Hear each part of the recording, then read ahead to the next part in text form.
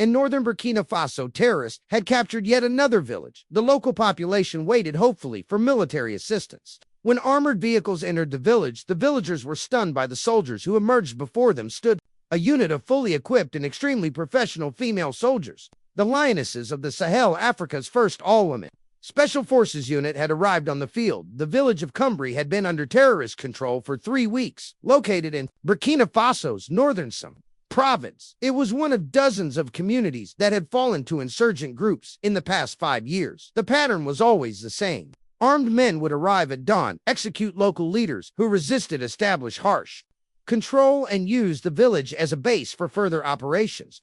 When the first armored personnel carriers appeared on the horizon, the villagers assumed it was another military patrol that would briefly stop, perhaps exchange fire with hidden insurgents, and then retreat to their base, leaving the civilians to face brutal retaliation afterward. This had been the cycle for years, but something was different this time. The vehicles moved with deliberate precision, establishing a secure perimeter around the village with practiced efficiency, and when the rear hatches opened, the villagers stared in disbelief. The soldiers who emerged were women, not support staff or medical personnel, but full combat operators, in desert camouflage carrying advanced weapons, moving with the disciplined confidence of elite fighters. Each wore the insignia of the newly formed unit that few outside military circles had heard of, the Lionesses of the Sahel. Their commander, Captain Aisha Ouedraogo, stood 5'6" with her boots on, but carried herself with an authority that made her seem much taller. At 32, she had already served 10 years in Burkina Faso's regular army before being selected to lead this experimental unit. She surveyed the village with experienced eyes, noting the signs of insurgent occupation, propaganda, graffiti on walls, evidence of makeshift command posts, and the fearful, uncertain faces of villagers. "Secure the perimeter," she ordered calmly. "Bravo team, conduct house-to-house. Charlie team, establish the medical station. Remember, we're not just here to clear, we're here to hold." The women moved with practiced coordination, each knowing her role precisely. Unlike previous military operations in the region that focused on brief engagements before withdrawal, this unit had a different mission: establish a permanent presence, build trust with the local population, and create conditions for stability. The concept behind the Lionesses had emerged 6 months earlier in a tense meeting at Burkina Faso's presidential palace. President Ibrahim Traoré had summoned his military leadership after yet another failed operation against insurgent groups left a dozen soldiers dead and a village still under enemy control. "Our current approach isn't working," Traoré had said, studying the grim reports before him. "We clear an area, leave, and the terrorists return the next day. The villagers don't trust us because we don't stay. We need a new strategy." General Kabor, the aging head of the armed forces, had responded with the traditional solution: "We need more equipment, more air support. The French have offered additional advisory teams." "No," Traoré interrupted firmly. "More foreign advisors aren't the answer. We've had French, American, and European training missions for years, and the situation has only worsened. We need Burkinabe solutions for Burkinab problems." The room had fallen silent, the tension palpable since taking power. Traoré had consistently pushed against dependency on Western military support, arguing that it often came with hidden agendas and failed to address local realities. It was Colonel Mayem Sankora, one of the few women in the high command, who broke the silence with an unexpected proposal. "Mr. President, I've been reviewing our intelligence on insurgent tactics. They've adapted specifically to our male-dominated force structure. They know our patterns, our limitations." She paused, gathering courage for her next words. "But they have a vulnerability we haven't exploited. Their religious extremism makes them deeply uncomfortable engaging with women in combat. They believe being killed by a woman prevents their path to paradise." The room filled with dismissive murmurs, but Traoré leaned forward, intrigued. "Continue, Colonel. I propose we create a specialized all-female unit trained specifically for the unique challenges of our northern regions. Women who understand the language, the culture, who can gather intelligence no male soldier could access, who can establish relationships with female villagers who have been systematically intimidated into silence." General Khyber scoffed with respect. "Colonel, this isn't some gender equality experiment. We're fighting a war against hardened extremists." "Exactly," Sankara countered, undeterred, "and we're fighting it exactly as they expect us to. What if we did something they could never anticipate, something their ideology hasn't prepared them for?" Traoré studied the maps on the wall, considering the proposal. It was radical, unconventional, and precisely the kind of innovative thinking he had been demanding from his military leadership. "How would this unit operate differently from our current forces?" he asked. Colonel Sankara was prepared for this question. They would be trained not just in combat operations, but in community stabilization. They would deploy to a village and stay establishing security while simultaneously building relationships, particularly with the women and children who see everything, but are never consulted by male soldiers. They would serve as both warriors and bridges between the military and civilian populations. The debate had continued for hours, with traditional military leaders raising objections about women's physical capabilities, cultural sensitivities, and logistical challenges. But Traoré had made his decision by the meeting's end. "We will establish this unit," he announced. "Colonel Sankara, you will oversee its formation. Select 50 women from our existing forces, plus another 50 civilian recruits with relevant skills, languages, medical training, community development. You have 3 months to create an operational unit." As the meeting adjourned, General Kabor approached Traoré privately.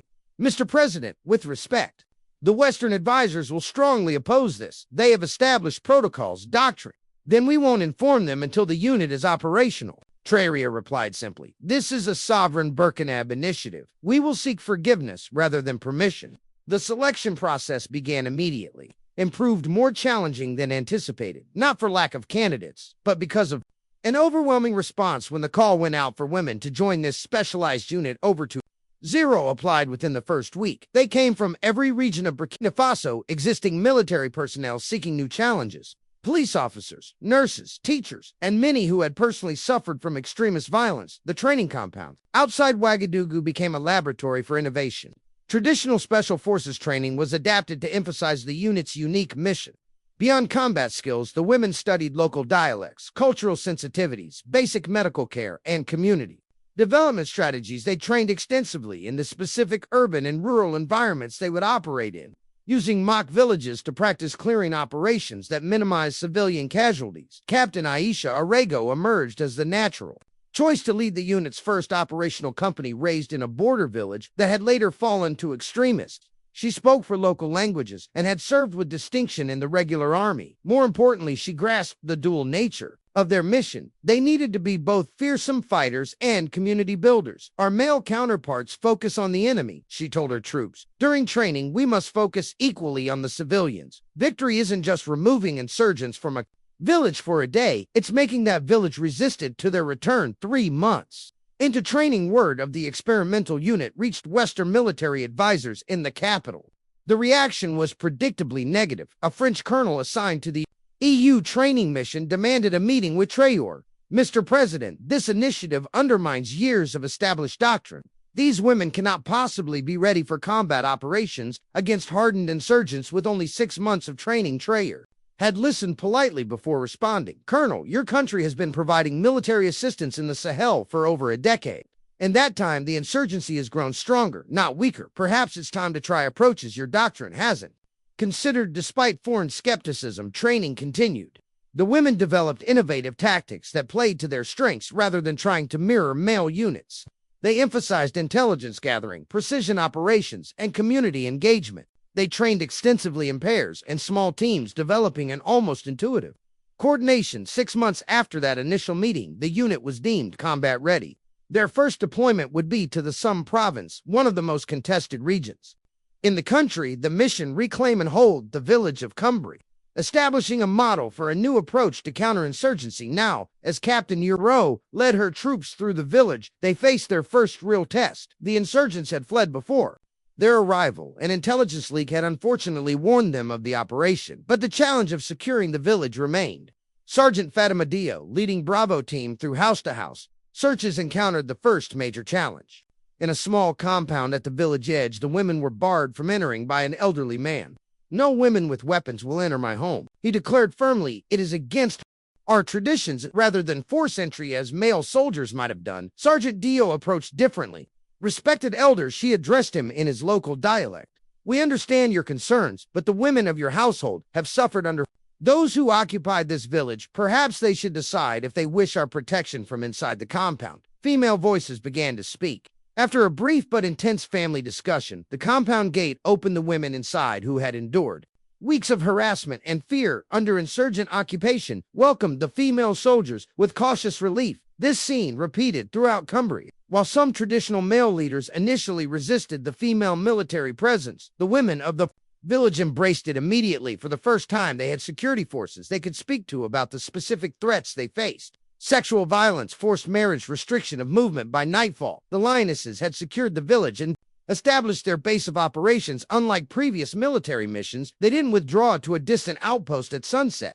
They stayed maintaining security through the vulnerable night hours when insurgents typically returned. Captain Ouedraogo established her command post in the village center, making it clear to the population that they were there to stay. That evening, she held the first community meeting, inviting both male and female villagers to express their needs and concerns. "We are not just here to fight," she told the gathered crowd. "We are here to help you rebuild, to ensure that when the insurgents are gone, they have no reason to return." The women of Cumbria, initially hesitant, began to speak. They described how the insurgents had identified sympathizers among the population, how they had stored weapons where they had established observation posts. Information that male soldiers had spent months trying unsuccessfully to gather flowed freely to the female unit. Over the next weeks, the Lionesses implemented their unique approach.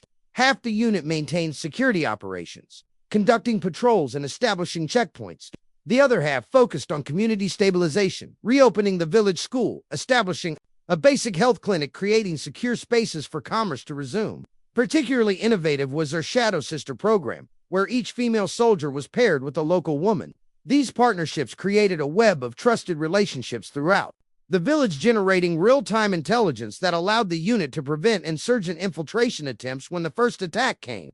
3 weeks into their deployment, the insurgents were unprepared for what they faced, expecting the standard male military unit that would hunker down in defensive positions. They instead encountered an integrated defense that involved both the Lionesses and village residents who had been trained in basic security protocols. The engagement was brief but decisive. The Lionesses' superior intelligence had allowed them to prepare ambush positions along likely attack routes. When 30 insurgents approached at dawn, they were met with precisely targeted fire from unexpected positions. 8 were killed, 3 captured, and the remainder fled. The psychological impact was profound.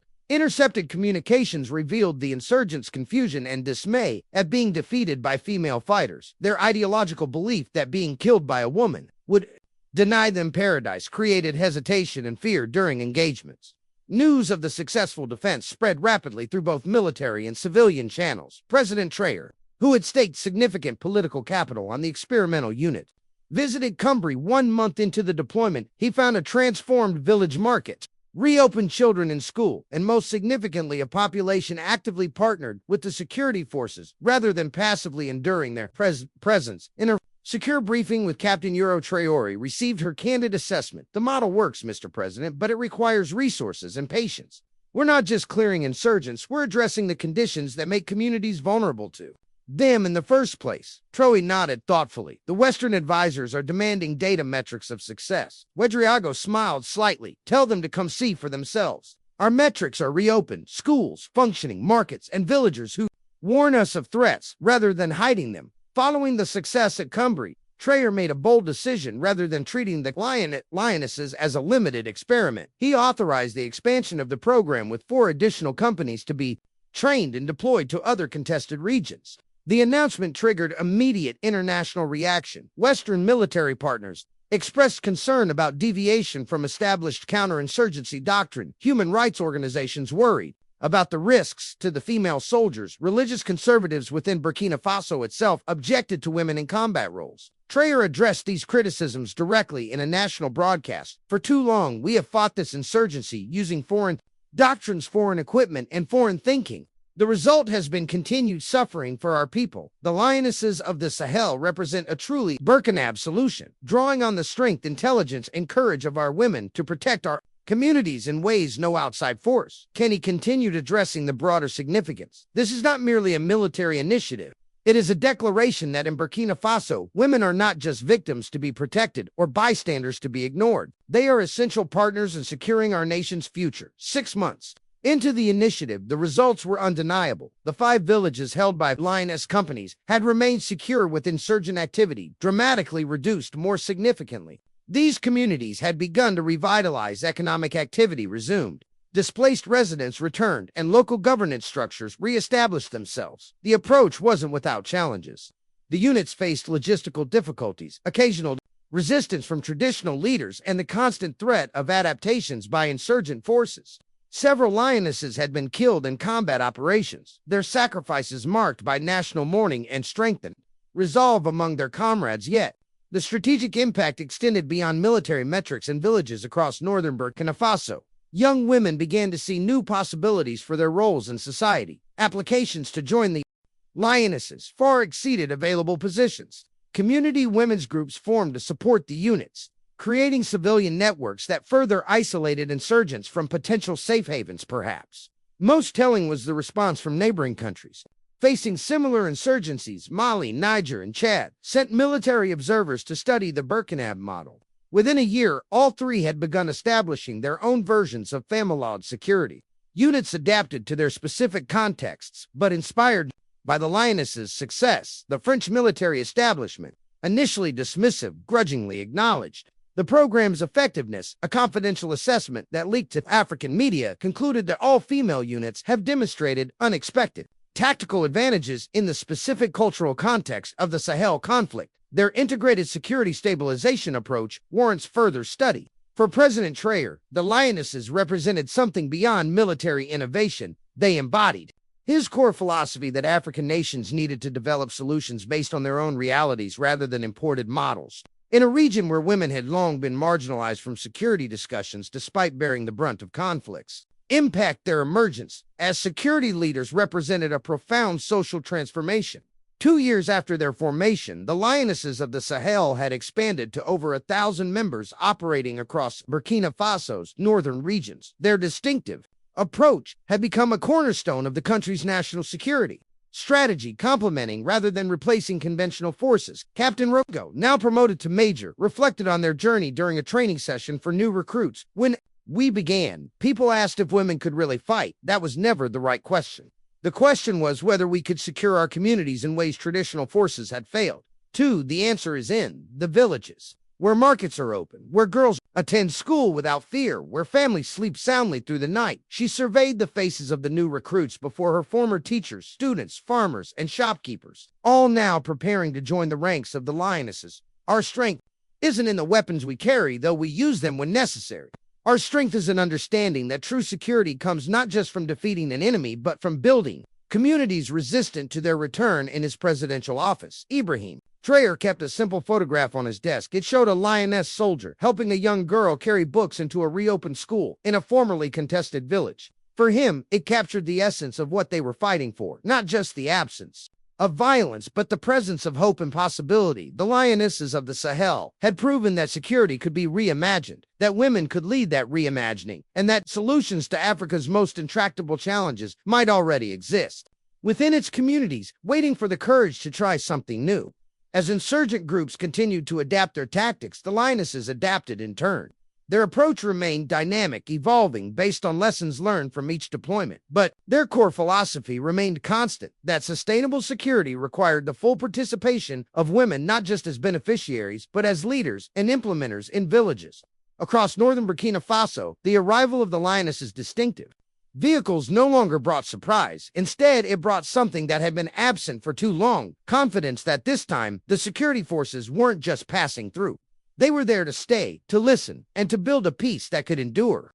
3 years after the formation of the Lionesses, President Traoré hosted an international security conference in Ouagadougou that brought together military leaders, security experts, and government officials from across the continent. The centerpiece of the conference was a field demonstration by the now veteran Lioness units, showcasing their unique approach to integrated security. As foreign observers watched, the Lionesses demonstrated not just combat capabilities, but their comprehensive security model. They performed scenarios showing village protection, intelligence gathering through female networks, and the crucial civil military operations that had become their hallmark. What you're witnessing isn't just a military unit, Traoré told the assembled delegates. It's a complete reimagining of what security means in communities that have experienced generational conflict. These women don't just secure territory, they transform it. The French military contingent, once the most vocal critics of the program, now sent their own female officers to learn from the Lionesses. A French colonel, after observing a demonstration of the Shadow Sister program, admitted to Major Ouedraogo, "We've been fighting in the Sahel for a decade, with sophisticated equipment and satellite intelligence, yet your women with basic gear have achieved more sustainable results through human connections." Ouedraogo's response was diplomatic but pointed: technology can win battles, but only human relationships can win peace. The Lionesses' impact extended beyond security metrics into broader social transformation in a region where women had traditionally been excluded from public roles. Female village leaders began to emerge in communities where the Lionesses operated. Girls' school attendance reached unprecedented levels as families saw new possibilities for their daughters' futures. Fatoumata Dio, once a quiet seamstress from a small village near the Mali border, had joined the Lionesses after insurgents killed her husband. Now a senior sergeant commanding her own squad, she reflected on this transformation during an interview with Panama Media before joining the Lionesses. "I believed my life was over when I lost my husband. Now I understand it was just beginning. I've helped liberate 12 villages, protected hundreds of families, and trained 36 women in my shadow sister network who continue the work when we move to new areas." She paused, her expression softening slightly. "Last month, a father from Jibo village brought his daughter to meet me. She was maybe 7 years old. He told her, 'This is what you can become.' That moment meant more to me than any military decoration." The program was not without continuing challenges. The physical demands of continuous operations took their toll. The psychological burden of serving as both warriors and community builders created unique stresses. The Lionesses experienced casualties, each one mourned deeply, both within the unit and by the communities they protected.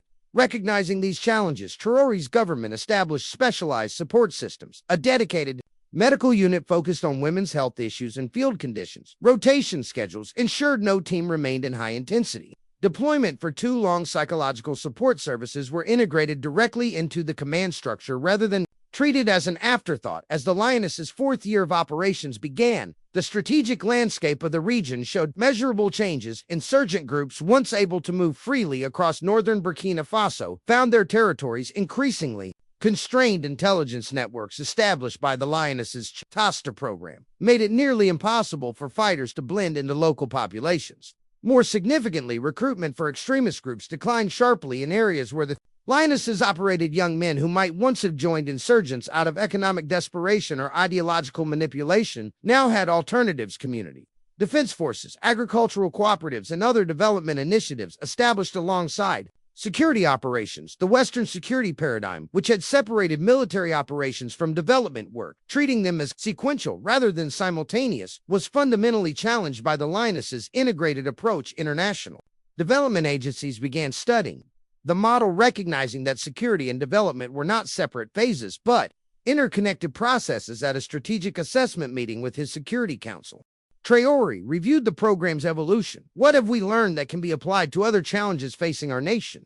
He asked his advisors. Defense Minister Sankara, who had first proposed the female units, responded thoughtfully, "The key lesson is that our solutions must emerge from our own understanding of our challenges." The Lionesses succeeded not because they adopted foreign doctrine, but because they created approaches specific to our cultural and operational environment. And the role of women, Traoré pressed that excluding half our population from security solutions means we fight with one arm tied behind our back.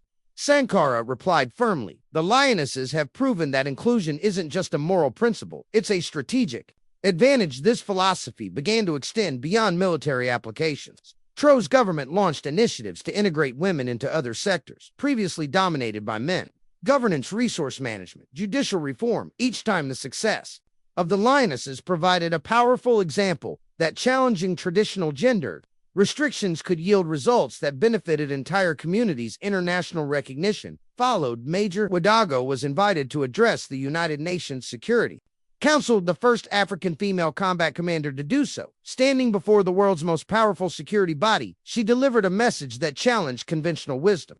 Security is not something that can be imported or imposed. It must grow from within communities themselves, and women, traditionally portrayed only as victims in conflict, are actually essential architects of lasting peace. Her words resonated far beyond the formal chambers of international diplomacy in conflict zones.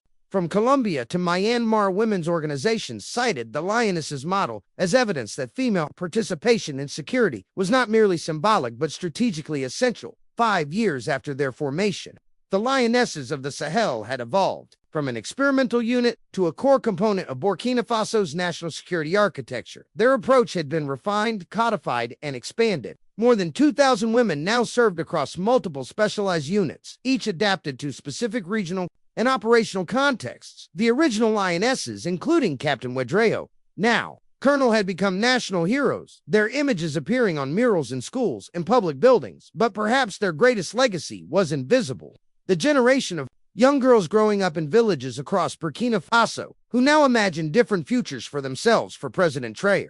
The success of the Lionesses vindicated his core philosophy that African nations needed to find African solutions, that innovation often meant challenging established dogma, and that true security came not from sophisticated weapons, but from the full participation of communities in their own protection. At a graduation ceremony for the newest class of Lioness recruits, Traoré addressed the women who would soon deploy to continuing conflict zones. You join a unit that has changed not just how we fight, but why we fight.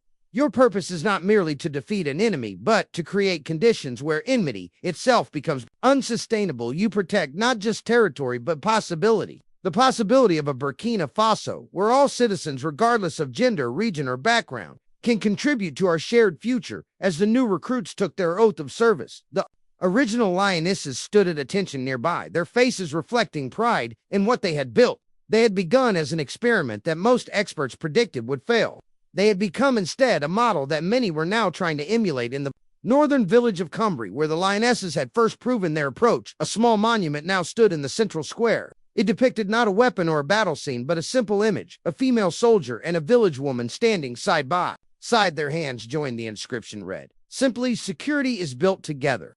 This philosophy that lasting security required the full participation of all community members, that women were essential security actors rather than passive recipients of protection, that military and civilian approaches must be integrated rather than sequential, had transformed not just Burkina Faso's counterinsurgency strategy, but the very concept of what security meant. As conflicts continued to evolve across the Sahel, the Lionesses evolved with them, adapting tactics and approaches to new challenges, but their core identity remained constant. They were not just warriors, though. They fought when necessary. They were builders of a new kind of peace, one that grew from within communities themselves, rather than being imposed from outside. For Ibrahim Traoré, the Lionesses represented the embodiment of his vision for Burkina Faso's development, solutions that drew on local knowledge and resources that challenged harmful traditions, while respecting cultural identity, and that recognized every citizen as a potential contributor to national progress. The greatest weapon in our arsenal, he often reminded his advisors, is not any technology or tactical doctrine.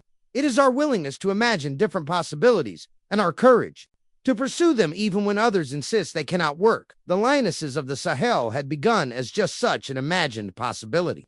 They had become a reality that changed not just military operations, but social expectations. And in doing so, they had demonstrated that the answers to Africa's most persistent challenges might already exist within its communities, waiting only for the vision to recognize them and the courage to bring them to life. In secure command centers and distant diplomatic offices, foreign military experts continued to analyze and debate the Lionesses phenomenon, seeking to distill technical lessons and replicable tactics. But in the villages of northern Burkina Faso, where markets now bustled and children played freely, in streets that had once been deserted by fear, the evaluation was simpler and more profound. Peace had returned, and this time it seemed it might endure.